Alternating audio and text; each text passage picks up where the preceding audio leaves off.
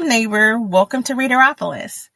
While my main November reading has been focused on nonfiction spy books, I actually finished the official Dr. November group read back in October, Graham Greene's classic, The Quiet American. Since I finished it just before the Residue and Return Readathon kicked off, I thought it would be an interesting exercise to put this spyish novel through the Nonfiction November lens. Could this espionage fiction have fulfilled all four of the Residue and Return prompts? Let's find out. First up is the trace prompt, which asks us to follow the history, origin, or lineage of a person, place, or idea.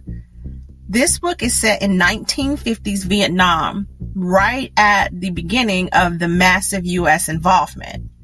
To me, the book traces the lineage of Western intervention in Southeast Asia.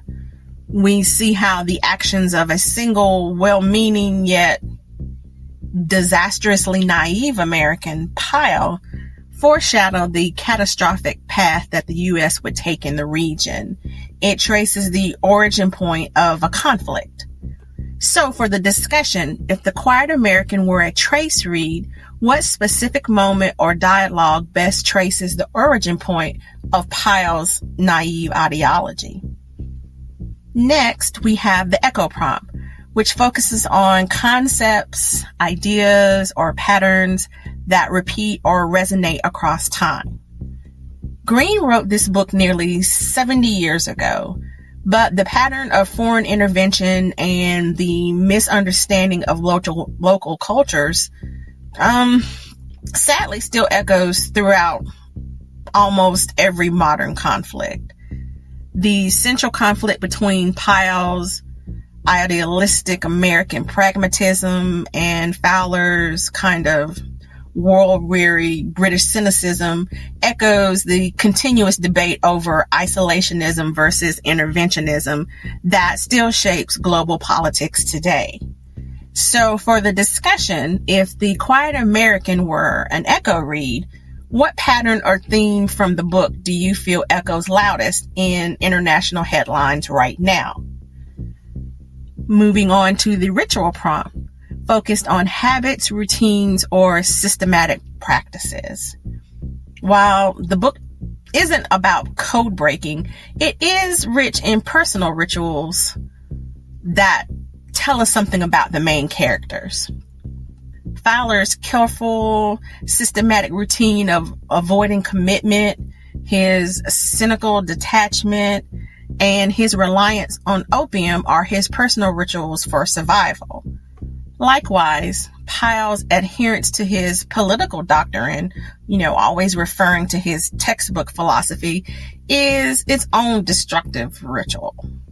So for the discussion, if The Quiet American were a ritual read, what specific daily habit or routine, Fowler's or Pyle's, was most revealing about their true character?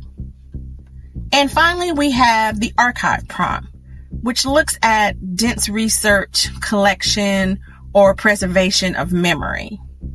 Greene worked as a journalist in Vietnam, and his detailed sensory descriptions, the smells, the sounds, the claustrophobic atmosphere of the war, function as a historical archive.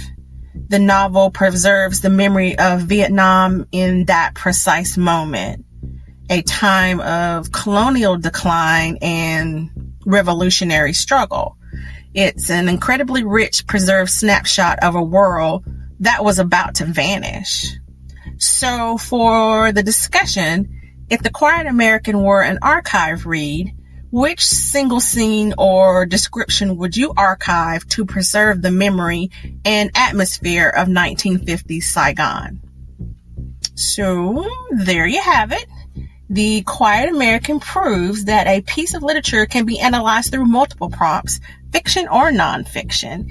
It is a thought-provoking book that earns its place as a classic Dr. November read. I know some people want to debate about whether it's truly a spy book, but I think it fits. But now it's your turn.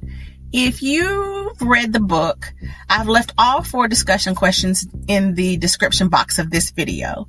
Pick one or answer them all. I'd love to hear your thoughts. Thanks so much for listening, and I'll see you back very soon for my next spy reading update. Happy reading and take care.